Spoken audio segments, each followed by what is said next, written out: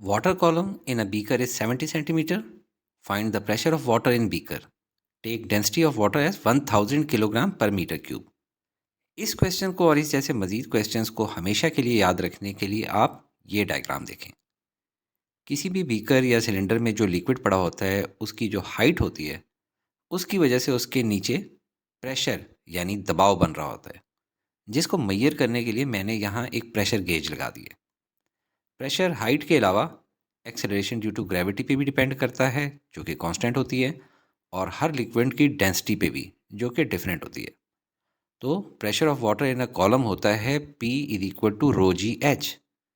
P यानी pressure, rho density of liquid को कहते हैं, G ग्रेविटेशनल एक्सेलरेशन और H height of liquid column.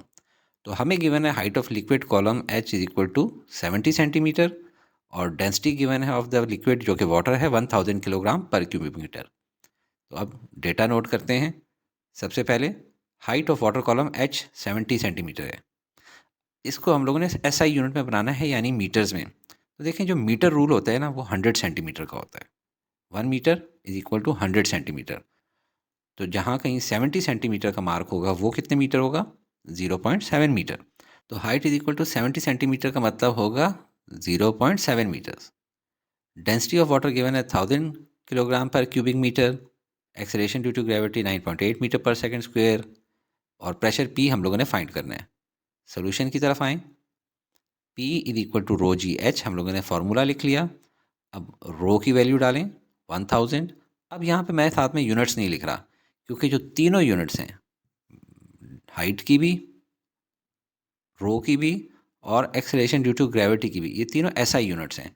तो जब तीनों SI यूनिट्स में लिखी हुई हों तो लिखने की ज़रूरत नहीं है, सीधा मल्टीप्लाई करेंगे तो फाइनली प्रेशर का आंसर भी SI यूनिट जो कि पैस्कल होता है उसमें आ जाएगा। तो रो हमने लिख ली 1000, जी की वैल्यू 9.8 और हाइट हम लोगों ने लिख ली 0.7।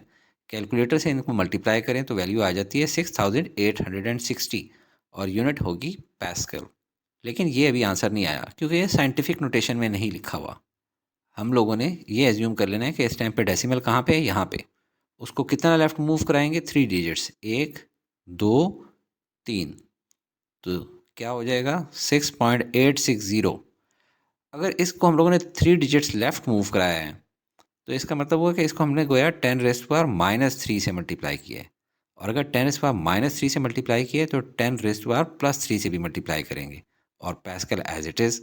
और 10⁻³ यानी 1000 का मतलब होता है किलो, तो हम लोग लिख लेंगे किलो पैस्कल। तो ये हमारा प्रेशर आ गया।